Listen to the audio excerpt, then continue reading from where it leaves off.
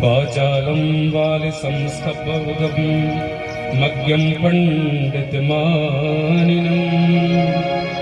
कृष्णं मूर्तिमुपाश्रित्य गोपा मे चक्रुराप्रियम्।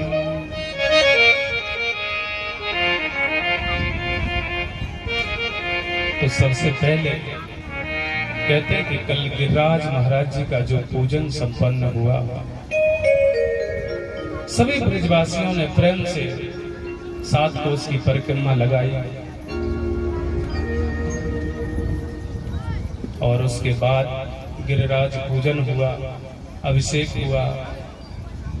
सब लोगों ने गोबर के गिरिराज स्थापित किए, दूध से उनका अभिषेक किया गया। लेकिन वर्णन पूरा नहीं हो पाया था कल, तो वर्णन में आपको बता दूं कि जब पकवान वहां पर माता यशोदा बना रही थी और भगवान श्री कृष्ण गायों को लेकर के वृंदावन में प्रवेश किए,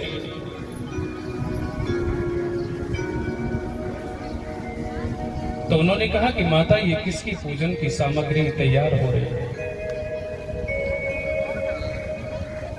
तो मैया यशोदा बोली कि जय जय का भोग लगेगा, और हम जब उनका पूजन करते हैं हर साल, तो भगवान इंद्र जो हैं, जो देवताओं के राजा हैं, वो प्रसन्न होकर के हमारे खेतों में बरसात करते हैं।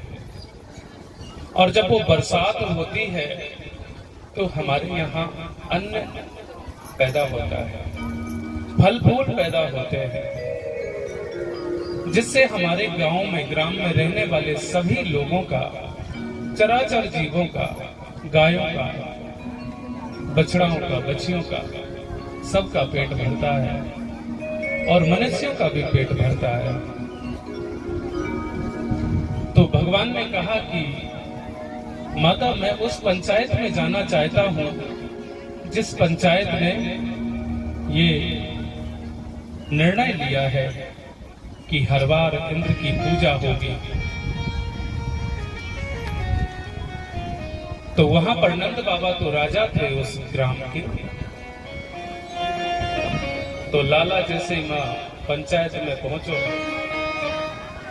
नंद बाबा ने कहा कि आओ आओ बेटा, कैसे आना हुआ।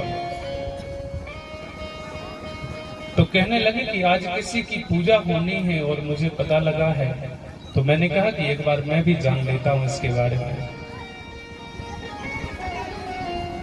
तो भगवान श्री कृष्ण ने एक छोटा सा श्लोक बोला, बोले कर्मणा जायते जंतु कर्मणैव विलीयते सुखम दुखम भयं क्षेमं कर्मणैवावपद्यते।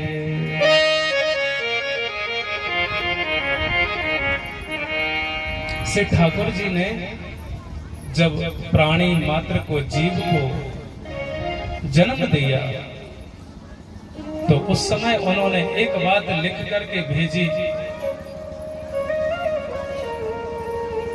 कि कर्म प्रधान विश्व करे राखा, और जो जस करे सो तस फल चाखा। यही उपदेश उन्होंने आज भी दिया कि कर्मणा जायते जंतु कर्मणैव विलीयते। कर्म से इंसान श्रेष्ठ बनता है और कर्म से इंसान निकृष्ट और राक्षस की पदवी उसको दी जाती है। 2 वाक्यों में एक शब्द कह देता हूं कि रावण के जैसा विद्वान पूरे त्रिलोक में नहीं हुआ है। राजा रघु आज दशरथ के समय से रावण ने राज्य करना प्रारंभ किया, और 4 पीढ़ी के बाद भगवान श्री राम ने उसका वध किया। कर्म इसलिए श्रेष्ठ करना चाहिए क्योंकि कर्म से त्रिकालज्ञ जो रावण था, रावण को 3 काल का ज्ञान था, भूत भविष्य और वर्तमान।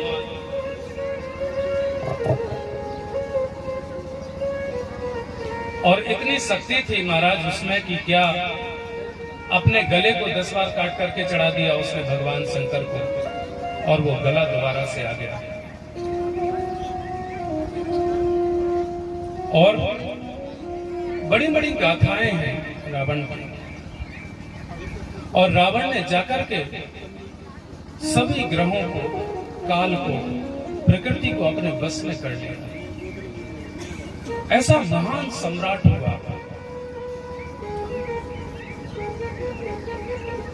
वायु जो चल रही है अभी, जिससे हम लोग ऑक्सीजन ग्रहण करते हैं, उनको बता देता था वो कि तुमको कितने ठंडे होकर के चलना है और तुमको कितना गर्म होकर चलना है। और एक समय जब आता था तो सुबह सुबह वायु रावण के लंका में झाड़ू लगाने का काम करते थे। वरुण देवता उसके यहाँ जल भरते थे, कुबेर उसके सीए हुआ करते थे, मैनेजमेंट का सारा काम जितना भी था वो देखते थे। शनि को उल्टा लटका करके बांधा हुआ था उसने। ब्रह्मा जी सुबह सुबह जाकर के कहते थे कि रावण भैया गुड मॉर्निंग, सुबह हो गई है, हम आपको वेद सुनाने आए हैं। बताइए, ब्रह्मा जी जिसको वेद सुनाने के लिए सुबह सुबह घर पर पहुंचे, उसने क्या तपस्या की होगी। भगवान शंकर सुबह सुबह बोले जाकर के कि रावण मेरी पूजा कर लो भैया, मुझे दूसरी जगह जाना है।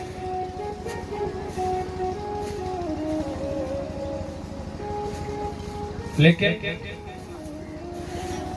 उसके जो कर्म थे वो इतने खराब थे कि सो परनार लिलार गुसाई, तजऊ चौथ के चंद्र किनारे।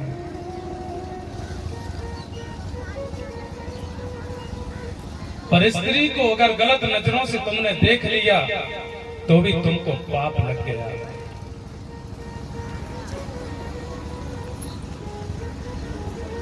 और रावण ने तो इतना गलत कृत्य किया था।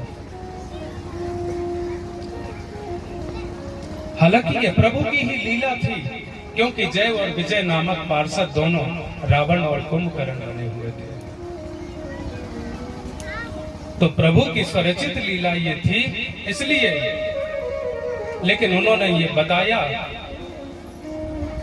कि कर्म यदि श्रेष्ठ है तो आपको श्रेष्ठता की ओर ले जाता है, और कर्म यदि आपका निंदनीय है तो वो आपको राक्षस की उपाधि दिलवाता है। कहते कि एक बार की बात है, रावण से कुंभकर्ण ने पूछा कि भैया तुमने ऐसा क्यों किया।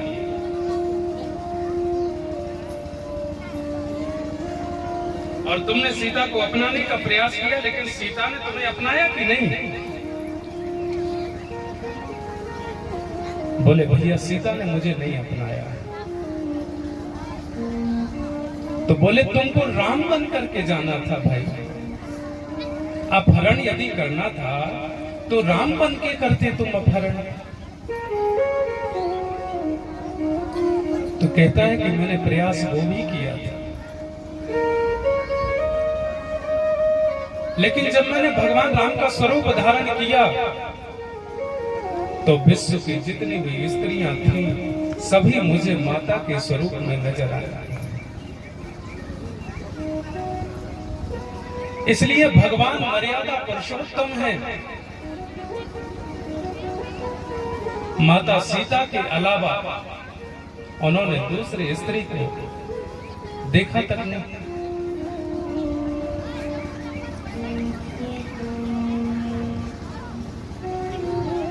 वाल्मीकि रामायण में लिखा हुआ है कि राम चंद्रान परान दारान चक्षुभीना विपस्यसि।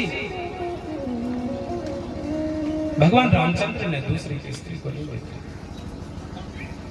इसलिए मर्यादा पुरुषोत्तम उनका नाम रखा गया। रावण को मारने के बाद जब भगवान बैठे हुए थे श्री राम, और मंदोदरी ने जाकर के देखा कि जरा देखो तो सही, मेरे पति को मृत्यु की सैया पर किसने भेजा है।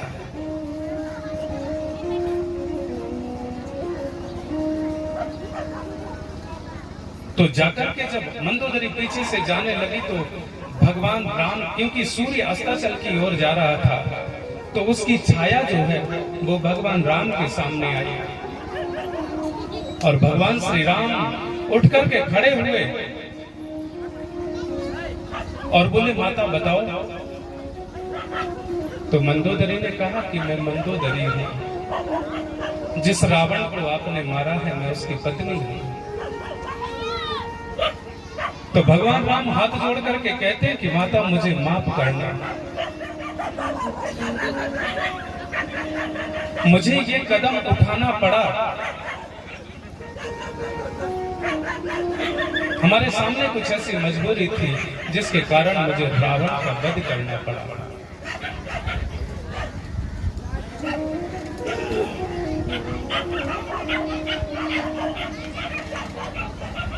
तो कहते हैं कि मैं ये देखना चाहती हूं कि कौन है वो महापुरुष जिसने रावण को मारा। और मंदोदरी इतना देख करके वहां से चली गई, और मन ही मन उसने कहा कि भगवान राम इसीलिए श्रेष्ठ हैं क्योंकि उनको शत्रु की स्त्री में भी मां का नजर आया, और रावण को शत्रु की स्त्री को अपहरण करने की बात मन में आई, इसलिए रावण का कर्म निंदनीय था, और भगवान राम का राम चरित्र जो है वो अनुकरणीय है। भगवान होने के बावजूद भी प्रातः काल उठ के रघुनाथा, और मात पिता गुरु नावई माता, जो त्रिलोक का अधिपति है वो भी मनुष्य रूपी माता पिता के चरणों में झुक कर के प्रणाम करता है।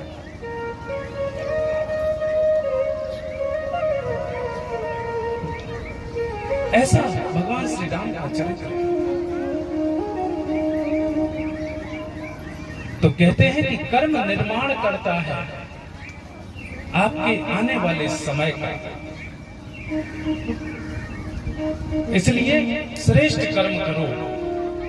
ये भगवान श्री कृष्ण ने गिरिराज लीला में सभी लोगों को समझाने का प्रयास किया।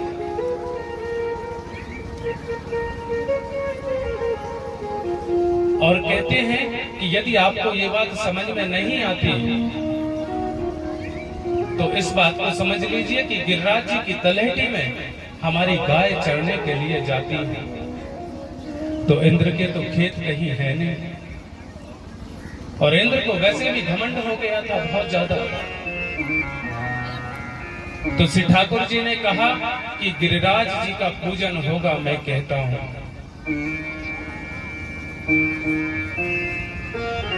तो एक सखा उठ करके खड़ा हुआ ब्रजवासियों में से और बोला कि लाला एक बात बता, जिसकी पूजा हम इतने दिनों से करते चले आ रहे हैं, जब उसकी पूजा बंद होगी तो वो तो क्रोधित होगा, और जब वो देवता क्रोधित होगा तो हम तो भैया गांव के गमार ग्वाल ब्रजवासी हैं, हमारी रक्षा कौन करेगा? पहले इस बात की पुष्टि करो। तो श्री ठाकुर जी कहते हैं कि तुम्हारी रक्षा गिरिराज जी करेंगे।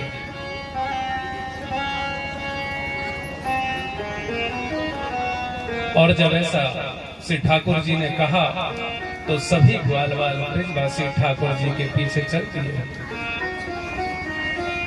और जब गिरिराज जी पहुंचे तो परिक्रमा लगाई सबसे पहले, और स्नान करवाने का प्रक्रिया प्रारंभ करने ही वाले थे कि लोग अपनी अपनी मटकियां, पहले ये सब बर्तन नहीं होते थे, नल नहीं थे, टंकियां नहीं थी, तब जमुना जी से जल लेके आवे और गिरिराज जी को नहावे। तब सोच लो 7 कोस के गिरिराज जी और 7 ही कोस दूर जमुना जी, तो कॉम्बिनेशन नहीं बन पाया।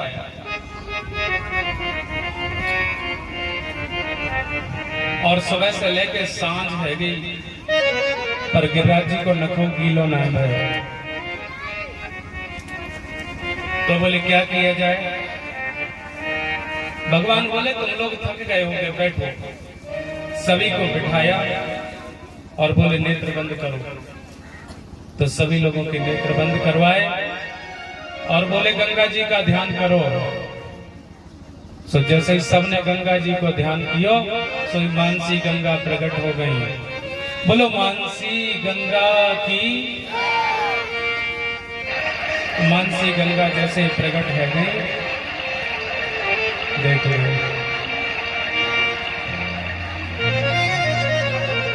यहाँ भी है व्यवस्था और ऊपर से भी थी सुबह सुबह व्यवस्था। तो कहते गिरिराज जी को नवाई दियो और जैसे पूजन कियो